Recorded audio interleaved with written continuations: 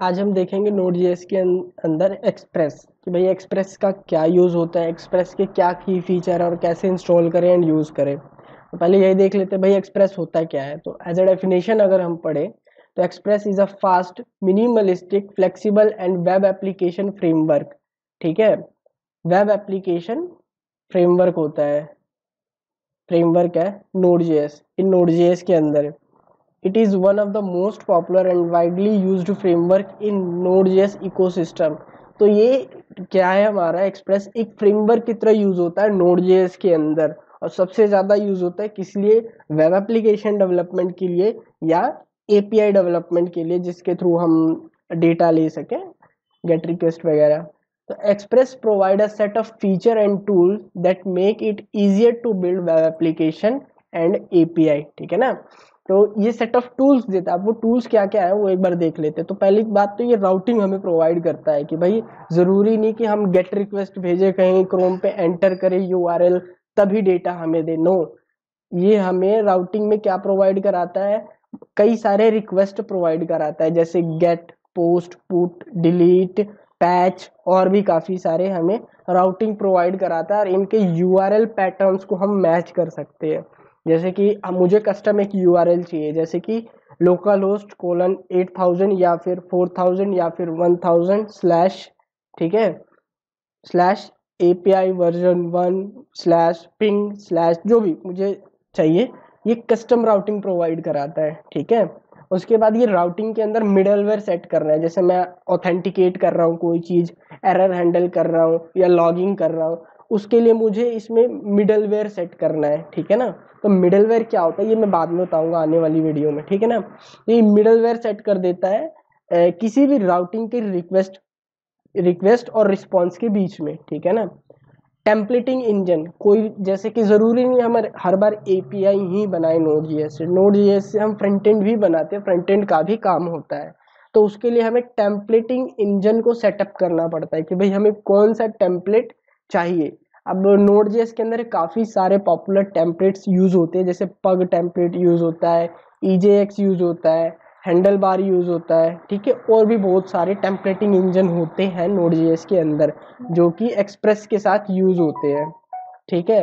अब एक्सप्रेस के अंदर एरर हैंडलिंग की भी बहुत अच्छा फीचर होता है कि भाई इसको हम तो सेंट्रलाइज्ड एरर हैंडलिंग कैसे कर सके, यानी कि पूरे प्रोजेक्ट में अगर कोई भी एरर आता है तो हमें कंसोल लॉग हो जाए या फिर उसकी एक फाइल बन जाए एक्सेप्शन डॉट टी या किसी भी तरीके की फाइल, और उसमें डेटा सेव हो जाए, ताकि इन फ्यूचर अगर हमें उसको इंस्पेक्ट करना हुआ, चेक करना हुआ क्या एरर है क्या नहीं है, तो हम वो चेक कर सकें।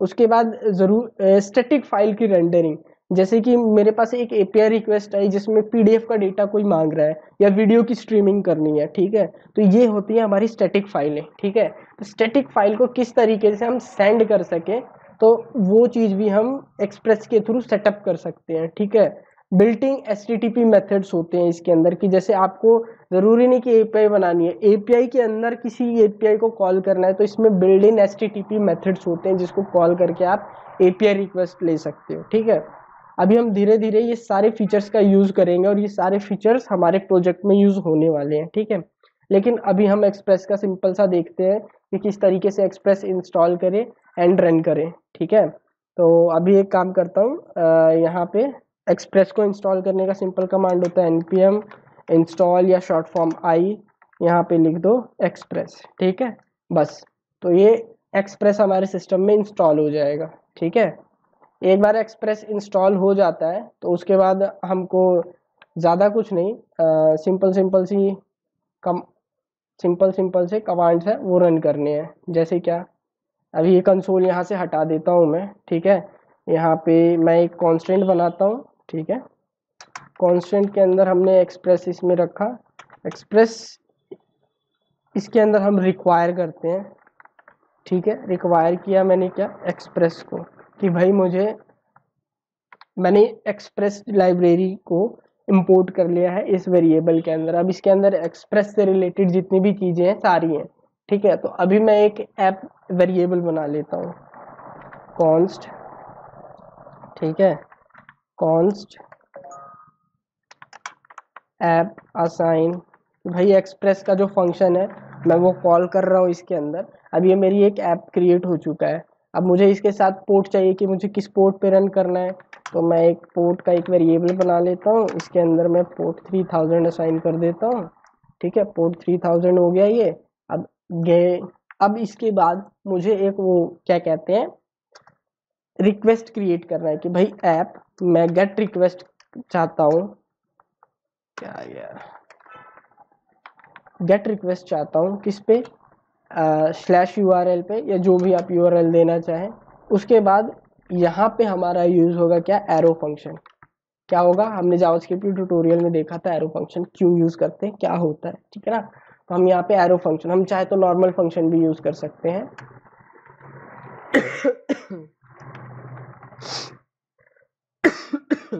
तो ये हमारा नॉर्मल फंक्शन हो गया, ठीक है। इसके अंदर मैं कंसोल कर देता हूँ।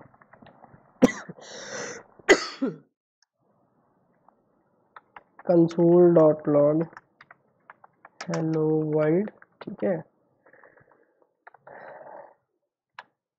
तो ये कंसोल कर दिया मैंने। अब मुझे इस सर्वर को रन करने की भी जरूरत है, बिना रन किए तो ये चलेगा नहीं।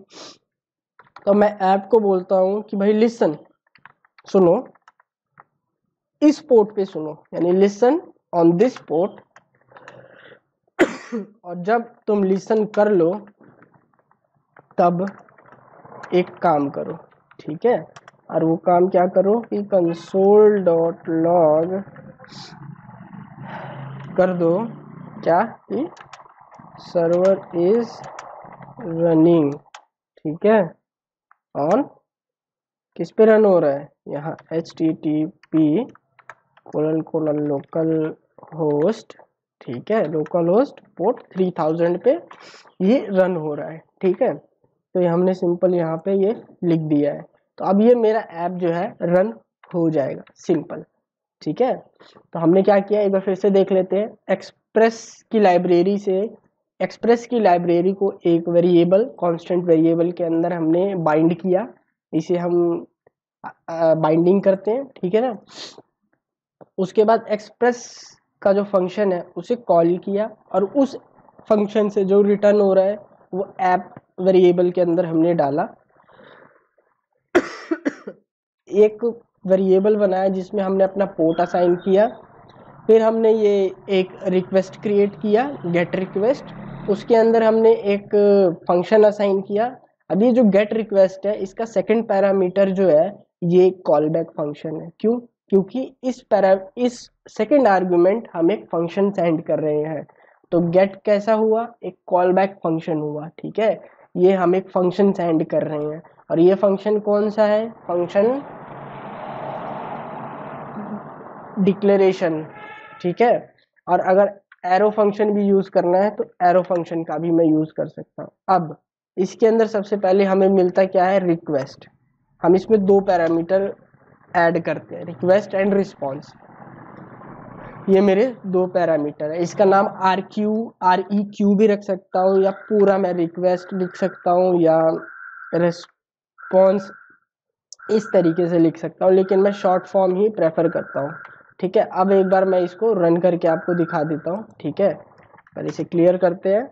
और रन करने के लिए हमारी क्या कमांड क्या थी, npm start, जो कि नोड index.js को रन करेगा, ठीक है। तो देखो server is running on http localhost 3000, okay चलो ठीक है। ये हमने कॉपी किया URL। एक बार हम पोस्टमैन में आते हैं, यहाँ मैं पोस्टमैन में आया।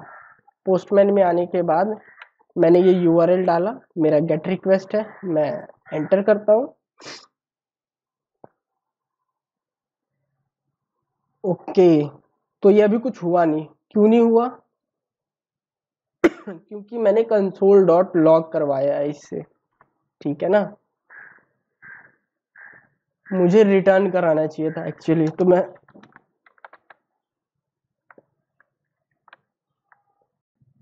मुझे यहाँ पे रिटर्न कराना था, लेकिन मैंने कंसोल कर दिया। तो एक बार हम ज़रा रिटर्न करके देख लेते हैं। हेलो वर्ल्ड में यहाँ पे रिटर्न कर देता हूँ, ठीक है। और इसे सेव किया, और उसके बाद यहाँ पे मैं इसको सेंड रिक्वेस्ट कर देता हूँ लोकल होस्ट 3000/, ठीक है।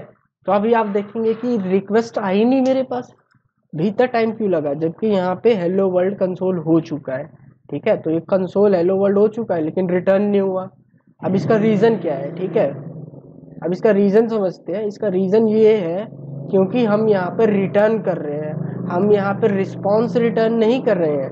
तो इसके लिए हमें क्या करना पड़ेगा भाई, रिस्पॉन्स रिटर्न करना है ना, तो res डॉट भाई सेंड, यानी कि रिस्पॉन्स सेंड कर दो। क्या सेंड कर दो, हेलो, ठीक है, और वर्ल्ड। भाई मैं चाहता हूँ तुम रिस्पॉन्स सेंड कर दो हेलो वर्ल्ड, ठीक है। तो सिंपल सा, हमें डायरेक्ट रिटर्न नहीं करना, हमें रिस्पॉन्स रिटर्न करना है, इसीलिए प्रॉब्लम आ रही थी। तो अब मैं यहाँ पे सेंड करके देखता हूँ, तो यहाँ पे मुझे रिस्पॉन्स आ जाना चाहिए। ओके, अभी भी नहीं आएगी ये रिस्पॉन्स, क्यों नहीं आएगी?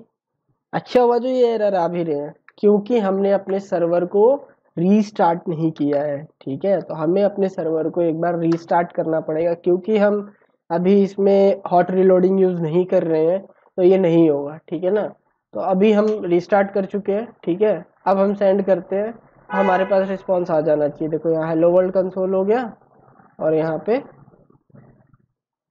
रिस्पॉन्स भी आ गया hello world. Simple, response dot send hello world, simple, ज़्यादा कुछ नहीं था। मैं दोबारा से एक बार सेंड करके दिखा देता हूँ। हेलो वर्ल्ड यहाँ पे कंसोल हो गया और अब यहाँ पे भी फिर से हेलो वर्ल्ड आ गया। ठीक है, अब मैं यहाँ पे एक बार जेसन डेटा पास करके दिखा देता हूँ। ठीक है तो ये हो गया मेरा टेक्स्ट, टेक्स्ट में मैंने एज अ हेलो वर्ल्ड भेज दिया। ठीक है, और यहाँ पे चलो रिटर्न लिख देता हूँ कि भाई मेरा रिटर्न कर दो रिस्पॉन्स, रिस्पॉन्स रिटर्न कर दो सेंड, ये करो। ठीक है ना, अब मैं ओके, मुझे सर्वर दोबारा से रीस्टार्ट करना पड़ेगा, तो मैं यहाँ कंट्रोल सी करता हूँ। ठीक है, क्लियर किया और दोबारा से npm स्टार्ट किया। ये सर्वर स्टार्ट हो गया, दोबारा से रिक्वेस्ट मैंने सेंड किया, यहाँ हेलो वर्ल्ड कंसोल हो जाएगा और यहाँ पे एज अ जेसन मुझे डेटा रिटर्न हो जाएगा, टेक्स्ट हेलो वर्ल्ड। ठीक है, तो अब आपको थोड़ा बहुत आइडिया लग ही गया होगा कि किस तरीके से क्या करना है। तो ये हमारा बेसिक वे था एक्सप्रेस को सेंड करने का।